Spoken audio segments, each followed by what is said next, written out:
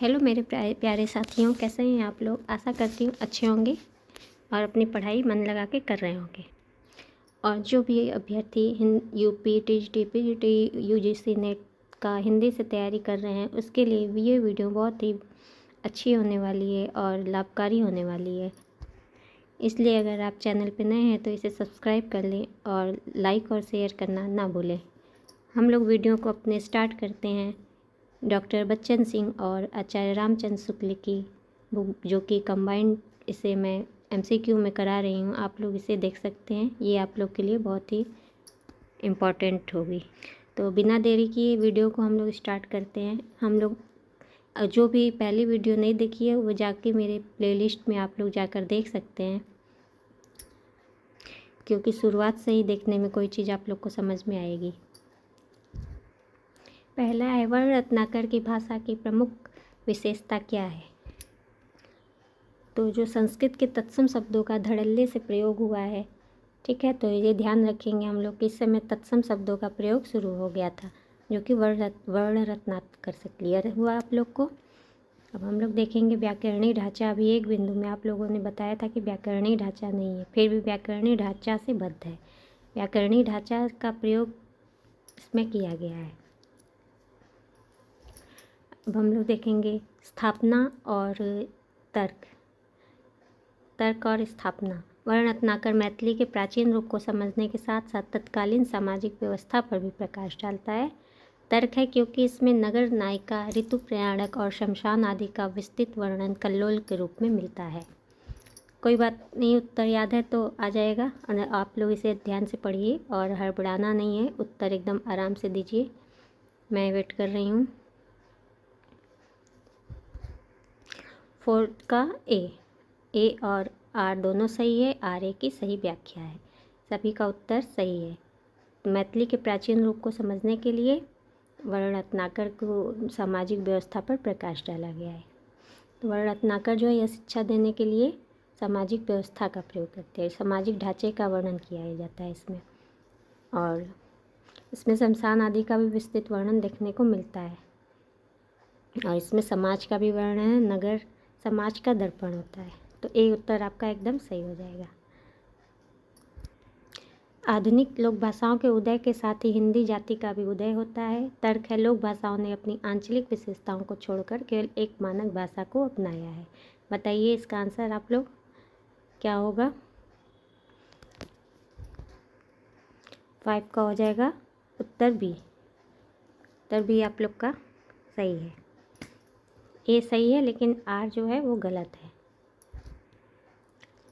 आगे देखते हैं वर्ण रत्नाकर के कल्लोलों को अध्याय भी बोलते हैं। इसके अंतर्गत निम्नलिखित में से कौन सा वर्णन शामिल है। नगर वर्णन, नायिका वर्णन, शमशान वर्णन, युद्ध वर्णन, प्रयाणक वर्णन। जी हाँ, 6 का हो जाएगा डी आंसर आपका। 2, 3, 4 और 5। 2 में क्या है, नायिका वर्णन, शमशान वर्णन, युद्ध वर्णन, प्रयाणक वर्णन। ये आप लोग का नहीं, इसमें युद्ध वर्णन नहीं रहेगा, प्रयाणक वर्णन रहेगा, शमशान वर्णन रहेगा, नायिका वर्णन और नगर वर्णन। निम्नलिखित को सुमेलित कर। इसका आप लोग आराम से उत्तर दीजिए। इसका कोट मैंने नहीं बनाया है, वैसे भी आप लोग बहुत इंटेलिजेंट हैं। तो देखिए ज्योतिश्वर ठाकुर का क्या हो जाएगा, इसको आप लोग सूची में मिलाइए। चलिए, ज्योतिश्वर ठाकुर का हो जाएगा। वर्ण रत्नाकर के प्रणेता हैं। वर्ण रत्नाकर का समय 14वीं शताब्दी का पूर्वार्ध माना गया है। 8वां कल्लोल जो है वो होता है आपका अधूरा अध्याय, 8वां कल्लोल। और लोक भाषाओं का उदय, या लोक भाषाओं का उदय जो है, लोक भाषाओं का उदय हिंदी जाति का उदय कहलाता है। बच्चन सिंह के द्वारा ये क्लियर किया गया है। अब देखिए, बच्चन सिंह ने विद्यापति को अप्रूप का कवि क्यों कहा है। अप्रूप का कवि, इसमें 4 ऑप्शन आपके दिए गए हैं। इसका आंसर आप लोग नीचे कमेंट में दे सकते हैं। बच्चन सिंह ने विद्यापति को अप्रूप का कवि कहा है। अभी हम लोग यहाँ बच्चन सिंह का देख रहे हैं, इसके बाद हम लोग रामचंद्र शुक्ल का आदिकाल भी देखेंगे। बच्चन सिंह का जब कंप्लीट हो जाएगा उसके बाद, तो आप लोग वीडियो को देखते रहिए। ख आंसर इसका राइट हो जाएगा, क्योंकि उनका प्रेम न तो रोमांटिकों की तरह वायवी है और न भक्तों की तरह दिव्य। ये इसलिए बच्चन सिंह ने विद्यापति को अप्रूप का कवि कहा है। मांसल और इंद्रिय, ठीक है, इसलिए इन्हें अप्रूप का कवि कहा गया है। और विद्यापति की पदावली के संदर्भ में मनोभाव मंगल शब्द का अर्थ बच्चन सिंह ने बताया है। चारों ऑप्शन में आंसर दीजिए। मनोभाव मंगल का संदर्भ पदावली के संदर्भ में क्या बताया है, ये आप लोग को बताना है।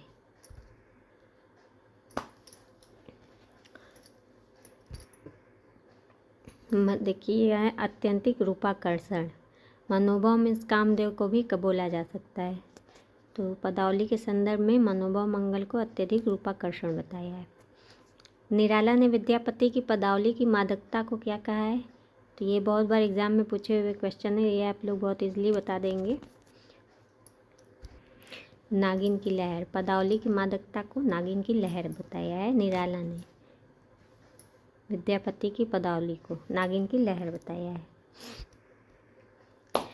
यहाँ फिर स्थापना और तर्क आ गया है। इस क्वेश्चन से क्या होता है कि एक साथ आप लोग को दो चीज़ें तैयारी हो सकती हैं।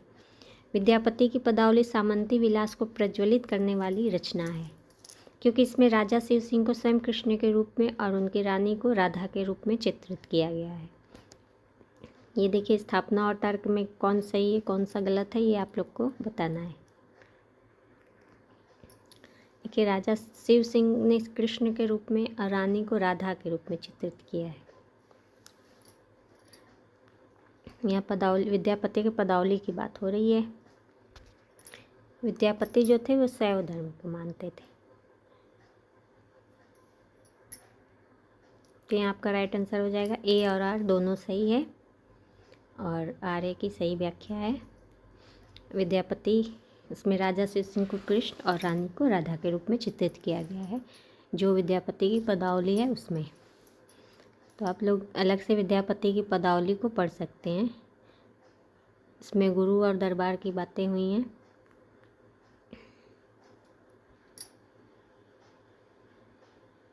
गुरु कौन थे विद्यापति के, तो हरि मिश्र थे। ये भी आप लोग ध्यान दीजिएगा। हरि मिश्र इनके गुरु थे और किसके दरबार में के थे, तिरहुत के दरबार में।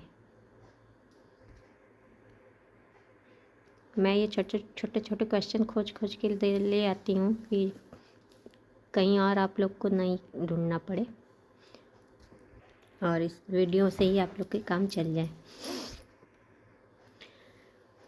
फिर यहाँ देखिए स्थापना और तर्क। विद्यापति के विरह वर्णन में अद्भुत संयम दिखाई देता है, और तर्क है संयोग वर्णन के आवेग के बाद विरह की रिक्तता और प्रतीक्षा की व्याकुलता इसे संतुलित करती है। तो ए और आर दोनों सही है। विद्यापति के विरह वर्णन में अद्भुत संयम दिखाई देता है और संयोग वर्णन के आवेग में विरह की रिक्तता और प्रतीक्षा की व्याकुलता इसे संतुलित करती है। ये भी सही है, ये भी सही है, दोनों सही है इसमें। विद्यापति को श्रृंगारी कवि माना है, और भक्त किसने माना है, और रहस्यवादी किसने माना है। ये आप लोग को नीचे कमेंट में बताना है कि किसने श्रृंगारी, किसने भक्त और किसने रहस्यवादी माना है। पहला जो श्रृंगारी कवि माने हैं शुक्ल जी माने हैं, हरप्रसाद शास्त्री जी माने हैं, और जो तीसरे नंबर पे वो राम कुमार वर्मा जी माने हैं। ये तीनों लोगों ने इन्हें श्रृंगारी कवि माना है। ये भी बहुत बार क्वेश्चन पूछा जाता है। भक्त कवि किसने माना है, ये भी देख लीजिए, आप लोग नोट कर लीजिए, नोट करना है तो। श्याम सुंदर दास ने भक्त कवि माना है, हजारी प्रसाद द्विवेदी ने और इन लोगों ने भक्त कवि माना है। और रहस्यवादी कवि ग्रियर्सन ने माना है और जनार्दन ने माना है। जनार्दन मिश्र हैं, उन्होंने रहस्यवादी कवि माना है। इसे आप लोग नोट कर लीजिए, कहीं नोट करना है तो। ये बहुत काम की चीज़ है, जल्दी कहीं नहीं मिलती है। विद्यापति के सौंदर्य वर्णन के संदर्भ में बच्चन सिंह ने किन दो गौड़ यौनोपादानों को उल्लेखित किया है। आँख, केस, पयोधर, मुस्कान, ये बताइए आप लोग। एक और 3, आँख और पयोधर। पयोधर को उरज बोलते हैं। विद्यापति की पदावली की लोकप्रियता के कारणों में बच्चन सिंह किसे शामिल करते हैं, इसका आंसर दीजिए आप लोग। इसमें आप लोगों को सही कोड चुनना है चारों में से। 1, 2 और 3। मैथिली की मिठास, ये चौथा गलत है। सूफी दार्शनिकता का प्रभाव नहीं था। और मैथिली की मिठास लोक धुनों का समावेशन और तन्मयीभूत करने की क्षमता, ये विद्यापति की पदावली की लोकप्रियता के कारण बच्चन सिंह ने माने हैं। निम्नलिखित काव्य पंक्तियों और उनके भावार्थ संदर्भ को सुमेलित कर, ये सूची 1 और सूची 2 में सुमेलित करिए। ये देखिए यहाँ पंक्ति दी गई है, इससे आप लोगों को 4 पंक्तियाँ तैयार हो जाएंगी। आइए इसे हम लोग देखते हैं। नयन न तृपित भेल, मतलब कि रूप दर्शन की अतृप्त प्यास। तिले तिले नूतन होए, इसका मतलब आपका होगा प्रेम का नित्य नवीन अनुभव। तिले तिले तिले नूतन होए। लिखिते काली भीति भरी गेल, ये है आपका विरह की लंबी अवधि या प्रतीक्षा। तोहर शपथ हम कछु नहीं जाने, ये है आपका प्रथम समागम का भोलापन। ये 4 सूची है, चारों के ये आपके आंसर है। A का 2, B का 3, C का 1 और D का 4। अब यहाँ देखिए बच्चन सिंह ने पहला कवि, हिंदी का पहला कवि किसे माना है और क्यों माना है, ये भी बताना है आप लोग को। माना किसे और क्यों माना है, ये भी आपको बताना है। ये विद्यापति को, बच्चन सिंह ने विद्यापति को हिंदी का पहला कवि माना है। क्यों माना है? क्योंकि पदावली देश भाषा में लिखी पहली रचना है। पदावली किस भाषा में, ये भी पूछा जा सकता है। पदावली किस भाषा में लिखी गई है? तो देश भाषा में लिखी गई है। एक आंसर से आप लोग को 2 क्वेश्चन मिल जाएंगे। आगे देखते हैं। बच्चन सिंह के अनुसार विद्यापति जौनपुर कीर्तिलता का वर्णन स्थल कभी नहीं गए थे, उनका मुख्य आधार क्या है? बच्चन सिंह जो जौनपुर, विद्यापति के जौनपुर में कीर्तिलता का वर्णन स्थल जो था वहाँ कभी नहीं गए थे, इसका मुख्य आधार क्या है? क्योंकि उन्होंने जौनपुर के वर्णन में गोमती नदी का कहीं उल्लेख किया ही नहीं था, ये इसका मुख्य आधार है। ये भी बता दें कि गोमती नदी जो है वो लखनऊ में है। ये एक जीके आप लोग की तैयार हो गई है। कीर्तिलता की रचना विद्यापति ने किसके प्रीत्यर्थ, प्रीत्यर्थ मतलब होता है प्रसन्नता हेतु की थी? राजा श्री सिंह, कीर्ति सिंह, इब्राहिम शाह एंड रानी लखमा देवी, किसकी प्रशंसा की थी? इसका आंसर आप लोग जल्दी जल्दी दीजिए। राजा कीर्ति सिंह की। स्थापना और तर्क। कीर्तिलता का महत्व ऐतिहासिक और भाषाई दृष्टि से अधिक है, शुद्ध काव्य की दृष्टि से नहीं, क्योंकि इसमें राजाओं, नगरों और युद्धों का वर्णन एक बंधी बंधाई परिपाटी और अतिशयोक्तिपूर्ण प्रशस्ति पर आधारित है। यहाँ देखिए एक एक टॉपिक से आप लोग को कितने सारे क्वेश्चन मिल जा रहे हैं। ये देखिए इसकी विशेषता ये है कि एक टॉपिक से आप लोग को बहुत सारे क्वेश्चन मिल जा रहे हैं, वो भी डीपली।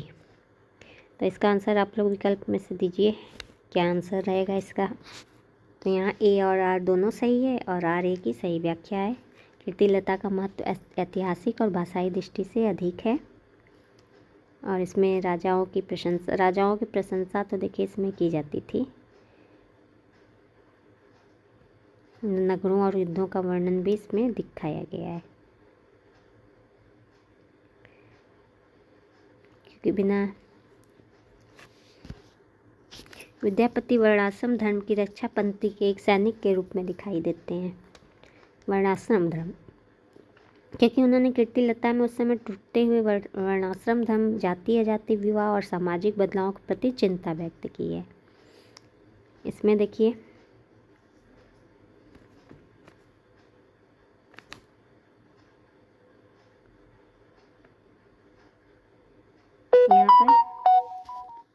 यहाँ पर A और R दोनों सही है, R A की सही व्याख्या है। एक सैनिक के रूप में विद्यापति दिखाए गए हैं, और कीर्तिलता में उस समय टूटते वर्णाश्रम धर्म, जाति विवाह और सामाजिक बदलाव के प्रति चिंता भी व्यक्त की है। ये दोनों आपका सही है। अवहट भाषा के संदर्भ में निम्नलिखित कथनों पर विचार कीजिए। विद्यापति ने इसे देसिल बैना, मतलब देश भाषा से अलग लेकिन इसके निकट माना है। ये देखिए इसका उल्लेख ज्योतिश्वर ठाकुर ने वर्ण रत्नाकर में भी मिलता है, और यह परिनिष्ठित अपभ्रंश के आगे की विकसित भाषा है, और अद्धमार के संदेश राशक में इसका उल्लेख नहीं है। इसका आंसर आप लोग दीजिए। तो यहाँ पर आपका राइट आंसर हो जाएगा 1, 2 और 3। चौथा नहीं है। अद्दमार जो अब्दुल रहमान के संदेश रासक में इसका उल्लेख है, इसमें दिया है नहीं है। कीर्तिलता में वर्णित सामाजिक राजनीतिक यथार्थ के बारे में क्या सत्य है, ये बताना है। ये 4 ऑप्शन है, पढ़ लीजिए आप लोग और सही कुछ में से चुनिए। इसमें सुल्तान नाक इब्राहिम शाह की नाक के नीचे हिंदुओं पर होने वाले अत्याचारों का उल्लेख है और कवि ने ऐसों जसू प्रतापे कहकर सुल्तान पर व्यंग किया है। इसमें कुल 5 पल्लव हैं, इसको बताइए आप लोग क्या सही इसका आंसर हो जाएगा। तो इसका आंसर हो जाएगा 1, 2 और 3। पहला सही है, इब्राहिम शाह की नाक के नीचे हिंदुओं पर अत्याचारों का उल्लेख है। और दूसरा भी सही है, इसमें तीखा व्यंग किया गया है ये कहकर ऐसे जसु प्रतापे रह। और तीसरा भी सही है, इसमें तत्कालीन वर्णाश्रम धर्म के संकट का चित्रण मिलता है। इसमें 5 पल्लव नहीं है, इसमें 4 पल्लव हैं। कीर्तिलता में कुल 4 पल्लव हैं। देखिए यहाँ पर सूची 1, सूची 2 दी गई है।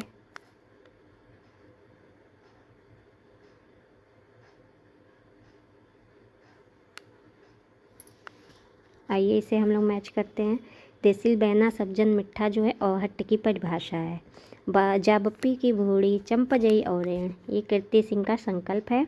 इब्राहिम शाह जौनपुर के शासक थे। और कीर्तिलता का ढांचा जो है 4 पल्लों में है। 1 का दूसरा, बी का तीसरा, सी का 1 और डी का 4। ये एक पेज से मैंने क्वेश्चन बनाया है, इसलिए एक नंबर, एक पेज के बाद एक नंबर फिर से शुरू की हूँ मैं। डॉक्टर बच्चन सिंह के अनुसार जयचंद्र प्रकाश और जस मयंक जस चंद्रिका का उल्लेख किस ऐतिहासिक ग्रंथ में मिलता है। पहले ये भी बताइए जयचंद्र प्रकाश किसका है और जस मयंक जस चंद्रिका ये किसकी रचना है, ये भी आप लोग नीचे कमेंट में बताइए जल्दी जल्दी। राठौर री ख्यात का, जिनके दयालदास कृत भी बोलते हैं। जयचंद्र प्रकाश है भट्ट केदार की। और जय मयंक जस चंद्रिका ये है आपका मधुकर का, मधुकर कवि हैं, उनकी ये रचना है। ये भी आप लोग नोट कर लीजिए। और राठौर विख्यात जो हैं वो दयालदास कृत हैं, दयालदास ने इनकी रचना की है। और ये सब दोनों अप्राप्य हैं, अभी इनकी जानकारी नहीं मिली है। प्राकृत पेंगुलम के संदर्भ में कौन सा तथ्य सही है। चारों ऑप्शन देख लीजिए आप लोग। ये छंद शास्त्र से संबंधित पुस्तक है, इसमें प्राकृत और अपभ्रंश की रचनाएं हैं, ये आपका तथ्य सही होगा। एक भक्तिपरक काव्य ग्रंथ तो नहीं है, इसमें 10वीं शताब्दी इसका नहीं है। और ये भी बताइए आप लोग कि प्राकृत पेंगुलम का संग्रहकार कौन है, ये भी आप लोग इसका आंसर दीजिए। बच्चन सिंह ने प्राकृत पेंगुलम के किस कवि की रचनाओं को सामाजिक सांस्कृतिक यथार्थ और निम्न वर्ग के चित्रण की दृष्टि से महत्वपूर्ण माना है। इसका आंसर दीजिए आप लोग, निम्न वर्ग के चित्रण को लिए किसको महत्वपूर्ण माना है। तो इसका राइट आंसर हो जाएगा बब्बर का। बब्बर को निम्न वर्ग के चित्रण की दृष्टि से महत्वपूर्ण माना है।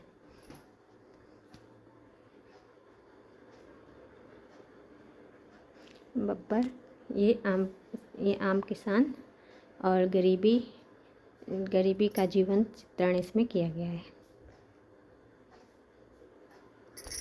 और जो प्राकृत पेंगुलम है विद्याधर की है और शारंगधर, चच्चल, बब्बर,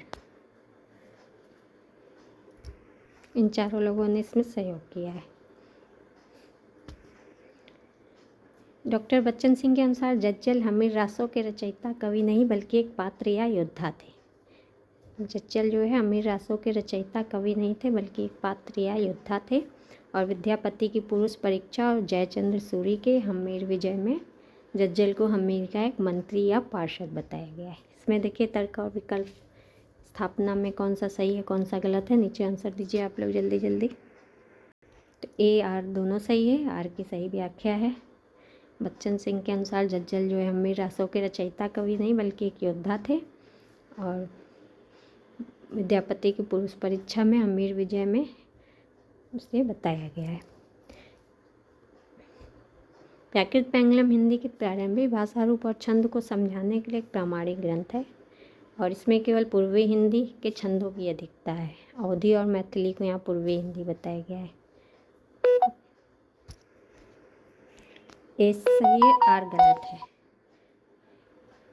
आर तो वैसे भी गलत हो गया, पूर्वी हिंदी में अब मैथिली तो नहीं आता है, तो ये यहाँ पर गलत हो गया है। ये पश्चिमी हिंदी में आता है।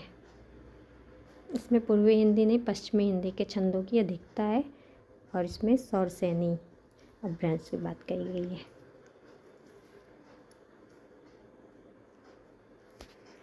और पहला सही है कि हिंदी के भाषा रूप और छंद को समझने के लिए यह एक प्रामाणिक ग्रंथ है। प्राकृत पेंगलम में वर्णित अमीरी गरीबी के चित्रण के संदर्भ में कौन से कथन सही हैं? ये 4 ऑप्शन है आप लोग को यहाँ पर कुछ चुनना है। देखिए इसका आंसर आप लोग कौन से सही हैं ये बताइए आप लोग। तो यहाँ पर 1, 2 और 3 ये सही है। वर्षा ऋतु का सुख उसी को मिलता है इसकी छाजन ऊँची हो और थान में धन हो। गरीब लोग शीतकाल में निम्नलिखित कवि और उससे संबंधित तथ्यों को सुमेलित करिए। यहाँ कवि दिए गए हैं और उनके तथ्य दिए गए हैं। भट्ट केदार, मधुकर कवि, राहुल सांस्कृत्यायन, जज्जल। बताइए आप लोग।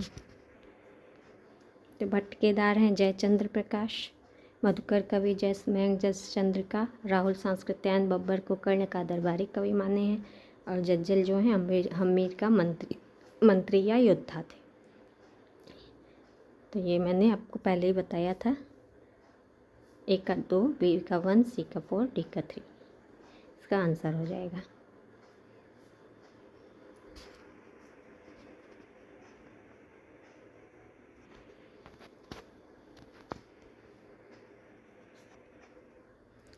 अब इसके बाद यहाँ से हम लोग कल देखेंगे। आज वीडियो बहुत ज़्यादा लंबी हो गई है। आप लोग भी मेरे साथ साथ इसे रिवीजन करते रहिए। ये रिवीजन के लिए बहुत ही अच्छी और बहुत ही फ़ायदेमंद है। तो इसको आप लोग बिल्कुल मिस मत करिए इस वीडियो को। और पहले वाली वीडियो जाकर मेरे प्लेलिस्ट पे देख सकते हैं आप लोग। वीडियो को यहीं समाप्त करते हैं। वीडियो पसंद आए तो इसे लाइक और सब्सक्राइब ज़रूर कर दीजिएगा।